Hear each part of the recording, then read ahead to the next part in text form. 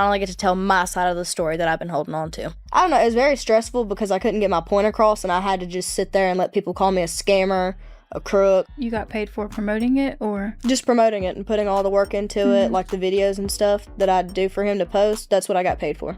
You're like, what does that mean? I was like, I don't know. I couldn't tell you. Yeah. I don't know. It just kind of sucks. There's people out here that hate me for promoting a coin. It's like Paris Hilton. I mean, she's got cooking stuff out, like cooking appliances. She didn't sit there and take the time to make them. She's just the face of it. Yeah. Those are hers, you know? So that's pretty much like you with the crypto coin. Yeah, I was just a spokesperson. The last time we checked in on the Hawk Girl, she was out here fighting for whatever tiny scraps were left of her so-called 15 minutes of fame, trying hard to save her image while explaining that wild crypto mess she got tangled up in. How do you sleep at night knowing people don't like you? With no underwear in case they want to kiss my ass. That was rude.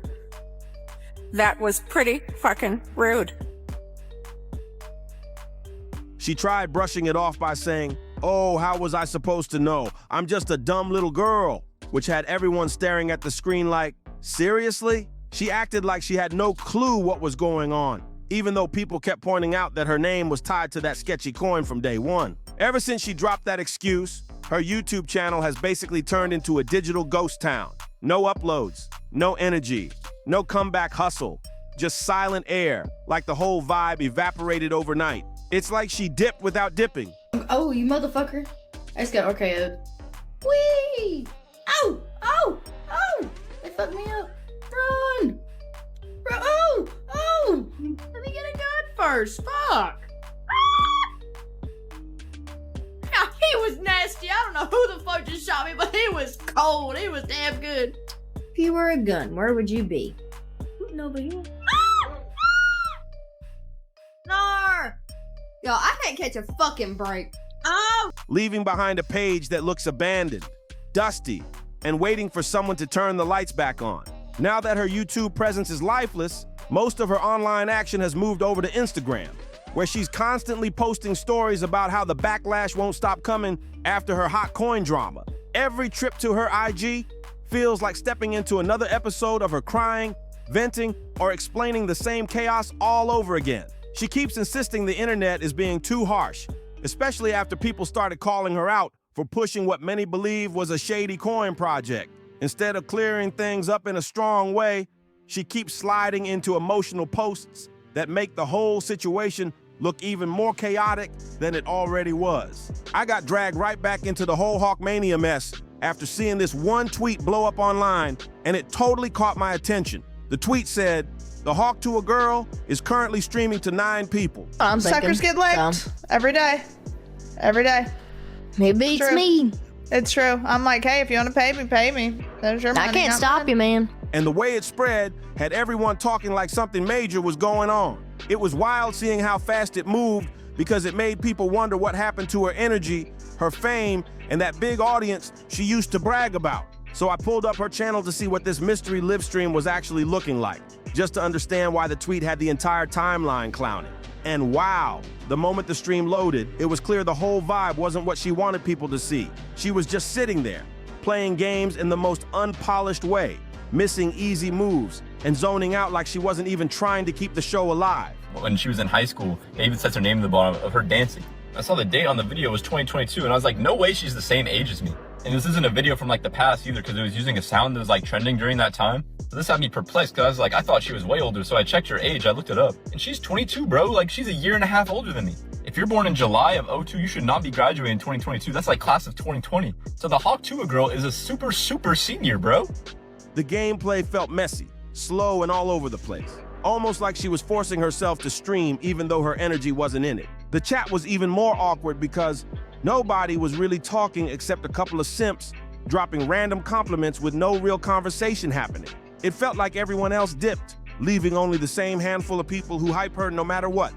To 12 years in prison yesterday, while his wife Julie got 7 years behind bars. The judge sentenced their accountant to 3 years in prison.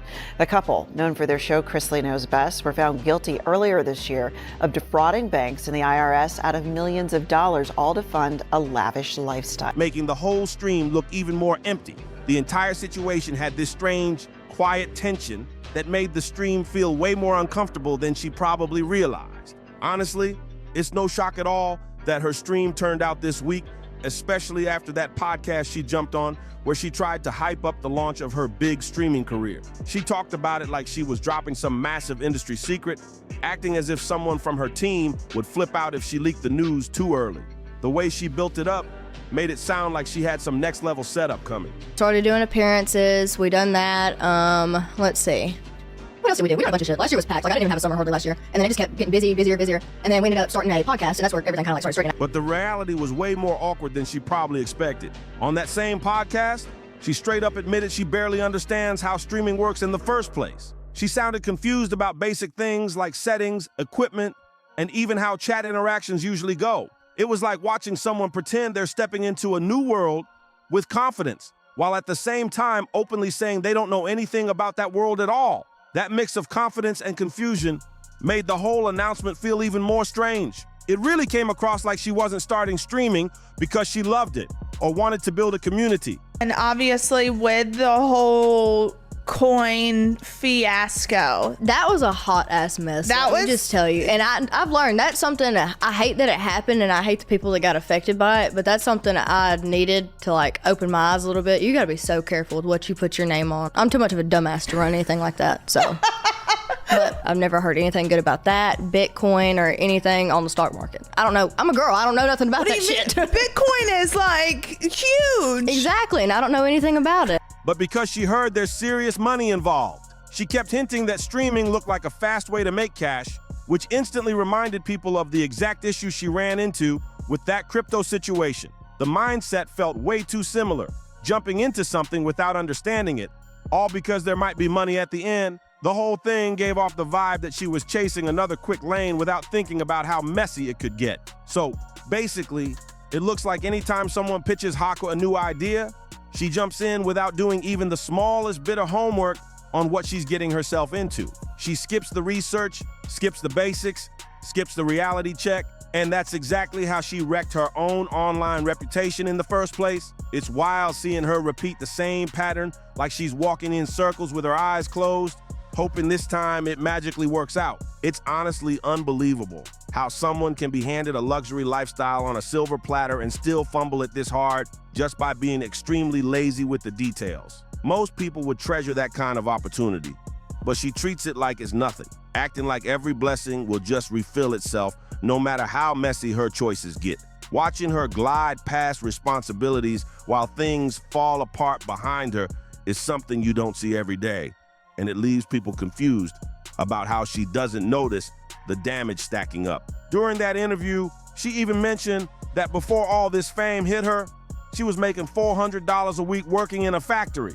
That detail really put everything into perspective because she went from grinding in a factory to having a lifestyle people dream about. Yet, she still manages to treat everything like a quick shortcut instead of a real career. Hearing her talk about her past while watching how she handles her present makes the whole situation feel even more dramatic, like she hasn't realized how rare her chance was. A documentary, we're working on that. We have a producer picked out, but we're still kind of getting into detail with that, and it's supposed to be a surprise, so I can't tell too much. Keep in mind, this is someone who stayed in high school until she was 20 because she just couldn't pass her classes, even after becoming an adult. When people joked about no child left behind, it felt like she took that line and stretched it way past the limit without even realizing it. The whole situation sounds wild because most people push hard to graduate on time, but she kept slipping, stumbling, and repeating grades like it was part of her routine. What makes everything even more ironic is the podcast she decided to show up on. You're going to have to sit down and talk about that evening, your life, what happened. They're going to want to talk about more than Shaq. Yeah. Maybe even you. Yeah. So almost like the universe lined it up for extra drama. The hosts she linked up with come from a family that's infamous for some of the most talked about scam stories in recent years. Anyone who watched TV during that era probably saw their show, something like The Chrysleys, where they acted like the perfect rich family living in a spotless world. People used to watch them thinking they had everything locked down. But a couple of years back, Those same parents ended up getting convicted for multiple fraud schemes, tax evasion, and all kinds of financial tricks that had them facing serious consequences. Seeing Hawk Tuah sit on a podcast connected to a family known for that level of scandal made the moment feel almost too fitting, especially considering her own history with messy decisions. The whole situation looked like two chaotic storylines crossing paths in the most dramatic way possible. And it's honestly kind of hilarious because at first, the interviewer is all about digging into her life story, her viral moment, and what it's really been like since she blew up. They're asking things like, after all that happened, where did your career go from there? Trying to get the real tea on what happened after her 15 minutes of fame. For a moment, it seems like they're about to uncover something big and the tension in the room is mad real. But then suddenly the conversation pivots. The interviewer leans in and says, well, that's great and all, but let's talk about the elephant in the room, which immediately puts all the spotlight back on the scandal everyone has been buzzing about. And right here, Hawk plays her usual card, claiming she was totally unaware of the situation, acting like she had zero clue what she was stepping into. Honestly, at this point, that excuse feels believable in a way because her track record does show a lot of chaotic decisions and missteps, but it's also her classic move to dodge accountability. She's using the "I didn't know" line almost like armor, which is frustrating because it avoids facing the reality of her own actions. On top of that, she's never been fully transparent about the money she personally made or kept from promoting this whole scheme, which is a massive piece of the puzzle. Every time she dodges the financial side of things, it makes the story feel even messier and more suspicious, leaving people questioning just how deep she really was involved while trying to look innocent. But before we dive into Hawk Tuah getting confronted with the hard truth about her career right in front of everyone, the wildest part has to be when she starts talking about her future plans. She straight up claims there's some kind of documentary in the works, and the way she hyped it sounded like it's gonna be cinematic gold. Now, I'm not saying she's got Scorsese or Tarantino on speed dial, but the way she talks about it makes it sound like a Hollywood-level project, which is ambitious to say the least. I mean, he's always believed in me. Both of them have. So they're like, you're not one of those things that's gonna burn out after like a month. Well, I mean, it's sort of like the guy who sings Mambo No. 5 came in. Lou Bega? Lou Bega. Yeah. I said, Lou, like, you know, hey, man, you got some heat. And it's like, it's never going to end. And I was like, well, it may. We don't know that it's not going to. It might end, might not. I don't know. But it seems like now is a good time to capitalize on that, you know? So that's all I'm saying. I look at you as sort of the Lou Bega of the South. Lou Bega of the South. I know it's been said many times. Even more insane is that this isn't a brand new idea. 5 months ago, she went on another podcast and dropped the same hint about this documentary, acting like it's some big secret she's barely letting anyone peek at. She's really trying to keep it under wraps, teasing just enough to make people obsess over it without giving anything solid. It's like she wants everyone thinking she's got some next-level production lined up, even though the details are sketchy at best. The whole vibe of her talking about this documentary feels like she's building hype around a mystery that might not even exist yet. She keeps repeating the idea as if sheer repetition will turn it into reality, which is classic Hawk Tuah, promising big moves while keeping the actual substance murky and questionable. Every time she drops hints about it, it's impossible not to wonder if this thing is really happening or just another hype play to stay relevant. And honestly, I feel like she keeps bringing up this documentary just to give the impression that her online persona still matters, like she's still got relevance and people care about what she's doing. Don't get me wrong, I could totally see a documentary diving into the hot coin scandal, maybe landing on platforms like Tubi or somewhere similar, where there's definitely a market for wild true story content. But realistically, nobody is lining up to watch an hour-long deep dive about how Sandy Cheeks got famous from literally talking about her messy past actions in that scandalous way. It's a story that shocked people for a moment, but making it a full-length piece. Most audiences wouldn't stick around for all that drama without some serious new angle. What's even crazier is that the other host on the podcast actually calls it like it is, keeping it real about what people would realistically expect from her if she wants this documentary to happen. They break it down, saying it's not just about hyping her name or teasing scandal. Anyone involved in producing the documentary is going to want real juicy insight into what she did, how she handled it, and what kind of accountability she's willing to show. That reality check makes it clear that this isn't just a fun little promo. If she wants the documentary to work, she's going to have to open up in ways that could be super uncomfortable and totally unfiltered. It's wild because Hawk Tuah is clearly trying to keep the mystery alive, hyping something that might not even be fully in motion yet, while the other host is dropping the truth bombs about what's actually going to sell. The tension between her self-promotion and the honest expectations of the documentary team makes the whole idea feel like it's teetering on chaos, and people watching are left wondering how much of this hype is real and how much is just smoke and mirrors. And overall, this guy is way more real with her than the other podcast host ever was. He doesn't sugarcoat anything, and you can tell he's trying to hit her with some truth about the reality of her situation. But what sets this guy apart is how straight up he is about cashing in while she still can. He's like, you need to make moves and get paid while your name still has weight. He's giving her the kind of advice that cuts through the fluff, showing her that fame isn't infinite, and waiting around won't do anything for her. Hawk Tuah even responds with, he always believed in me. Both of them have, which shows she's aware that she has some support, but she also needs to hear the hard truths about how fast attention can vanish online. He's also reinforcing the idea that she's not like most people who flare up and burn out after a month of attention. They're basically telling her, you've got potential, but you need to be smart and strategic. It's that kind of honest talk that makes this particular conversation feel more intense, more raw, and way more useful than the typical hype-filled interviews she usually does. It's a reality check wrapped in advice, and it hits her right where it matters. So here's the deal. He's literally telling her to her face that it might be the perfect moment to cash out while she still can. The way he phrases it is almost polite, but the underlying message is brutal. Her star is fading, and her fame could be completely burned out sooner than she thinks. He even lays it out straight, telling her she might have to return to the old grind, boxing up springs in some corner of a factory, just like the days before the internet made her famous. You have to have a job, he says, and then clarifies, yep, could be boxing up springs and sending those out. Throughout the conversation, she keeps giving these half-baked responses like, oh yeah, of course, when he talks about taking care of people around her, and I try to keep it real when he pushes her about accountability. When he asks if she's making any money with the podcast, her answer is basically, I don't really know. But as intense as the advice was, the episode also had some weird moments where he dropped not so subtle racial commentary. For instance, when Hawk talks about meeting Shaq and how nice he is, the host goes off on this strange tangent about recliners, lazy boys, and how he sponsors everything, saying, should they have an African-American be the face of something that has boy in it and lazy, no count boy? Despite all that, Hawk did actually take the guy's advice from months ago.